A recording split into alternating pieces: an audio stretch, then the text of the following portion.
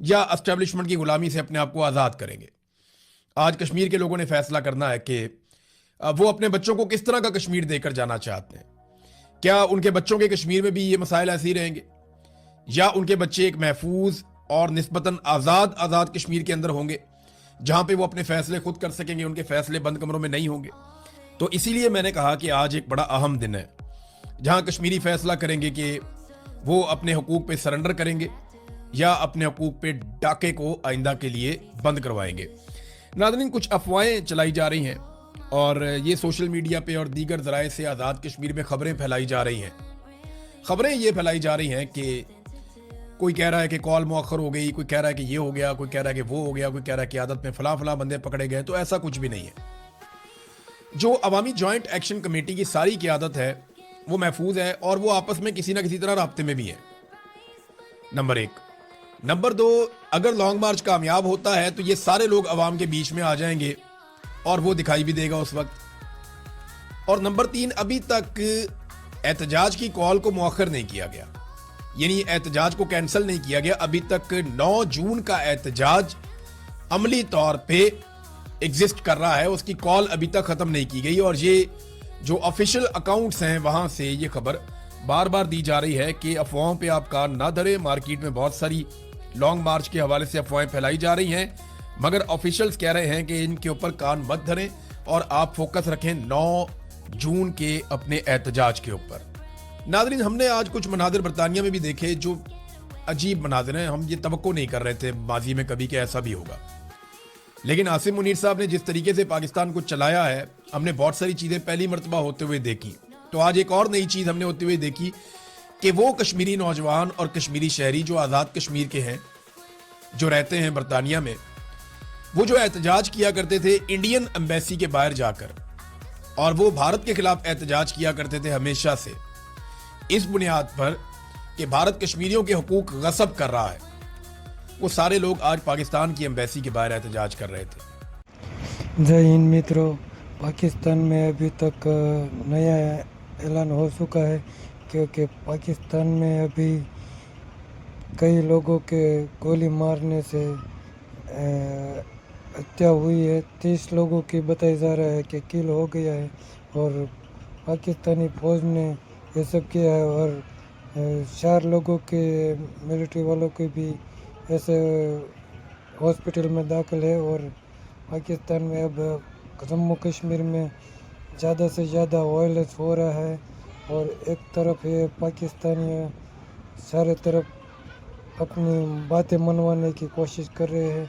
آپ کی کیا رائے ہے، ہمیں ضرور بتائیے گا۔ جے ہند متروں۔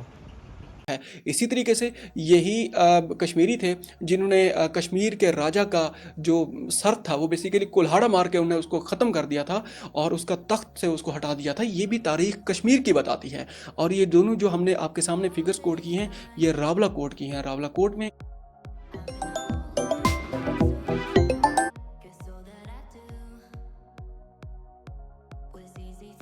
انتہائی افسوسناک خبریں پچھلی رات میں سامنے آئی ہیں، اور فرحات احمد ہیں جو شاعر بھی ہیں، کشمیری ہیں، انہوں نے بھی اس خبر کو ایسے ہی کوٹ کیا ہے، اور کافی زیادہ یہ خبر بھی سامنے آ رہی ہے کہ راولا کوٹ میں کرفیو لگا دیا گیا ہے، اور وہاں پہ جو کچھ سورسز ایسے بھی ہیں، کیونکہ دیکھیں مین اسٹریم میڈیا پہ تو خبر نہیں آ رہی، وہاں پہ انٹرنیٹ بھی نہیں ہے، وہاں پر بہت زیادہ وہ جو ہے جو موبائل سروس ہے اس کو بھی معطل کر دیا گیا ہے۔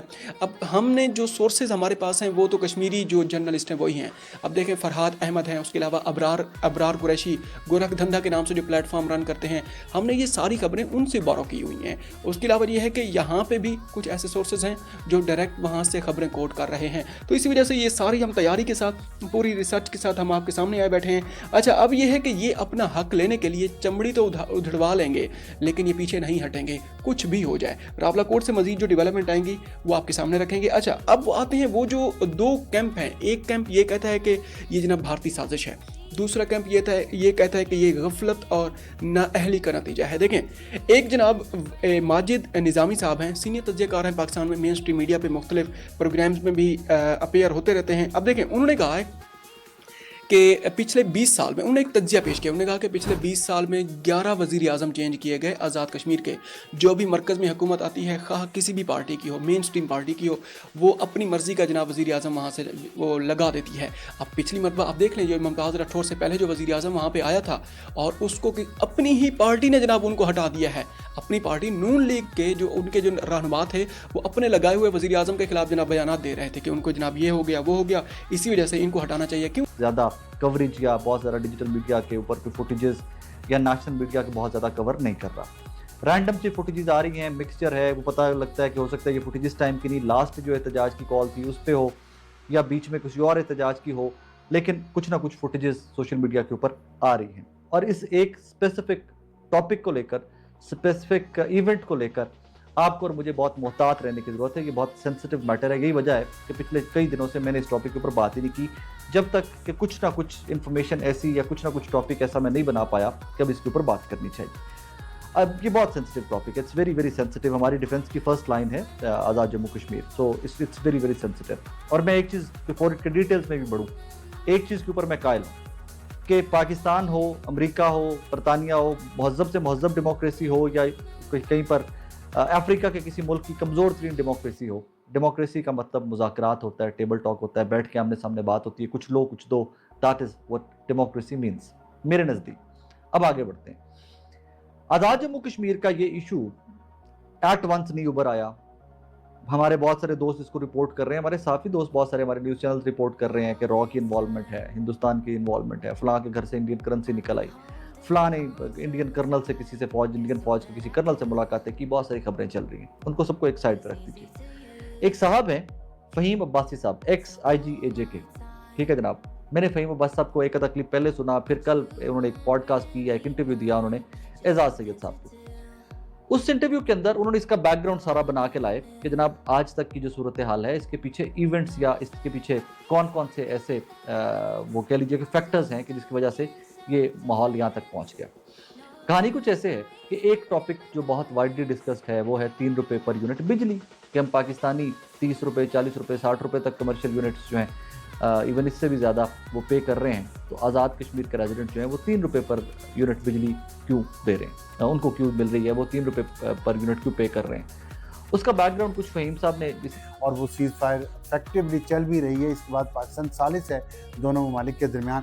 اور آج ہی کے دن جو گزرا ہے کل کا دن, اس میں پاکستان کے کیپٹل میں 2 ممالک کے آرمی چیف دورے پہ آئے ہوئے ہیں. ایک لبنان کے آرمی چیف پاکستان کے دورے پہ ہیں, دوسرا بحرین کے آرمڈ فورسز کے کمانڈر ان چیف پاکستان کے دورے پہ ہیں. ایک دن کی میں بات کروں, یہ صرف ایک دن میں ہے. اور یہ وہ ہے جو روشن پاکستان کا چہرہ ہے, جہاں پہ پاکستان کو عزت مل رہی ہے کہ مڈل ایسٹ میں, اور لیوانٹ کا علاقہ جو مڈل ایسٹ کا ایک اور میڈیٹرینین کے ساتھ بہت اہم علاقہ ہے, وہاں پہ پاکستان کی پوزیشن کتنی بہتر ہوتی جا رہی ہے. یہ ایک دن یہ ڈیولپمنٹ ہوئی ہے. لیکن اس کے ساتھ ہی ایک ہی دن میں اور کیا ڈیولپمنٹ ہوئی ہے, وہ یہ ہوئی ہے کہ بلوچستان میں دہشت گردی کی کارروائیاں ہوئی ہیں, جس میں پاکستان کی سیکورٹی فورسز کے لوگ شہید ہوئے ہیں. خیبر پختونخوا میں کئی جگہوں پہ حملے ہوئے ہیں, سیکورٹی فورسز میں دہشت گرد بھی مارے گئے ہیں, لیکن 7 سیکورٹی فورسز کے جو اہلکار ہیں وہ بھی شہید ہوئے ہیں. یہ 2 بڑے صوبے ہیں, ایک رقبے کے لحاظ سے اور خیبر پختونخوا آبادی کے لحاظ سے پاکستان کا تیسرا بڑا صوبہ ہے. اور یہ پورا بارڈر بنتا ہے افغانستان کے ساتھ اور ایران کے ساتھ, پورے پاکستان کا. یہ چھوٹے علاقے, یہ چھوٹے محدود کارنرز نہیں ہیں. اس کے بعد گلگت بلتستان کی طرف آپ آ جائیں, آپ دیکھیں پورا گوادر سے لے کے عربین سی سے, پرشین گلف سے لے کے تو گلگت بلتستان, جس کی سرحدیں تاجکستان کے بالکل قریب ہیں, افغانستان سے لگتی ہیں, چین کے ساتھ جس کی سرحد ہے, اور چین کے راستے تاجکستان کا جو تجارتی روٹ ہے وہ بھی گلگت بلتستان سے گزرتا ہے. وہاں پہ ایک ابھی بے یقینی کی کیفیت اس لیے ہے کہ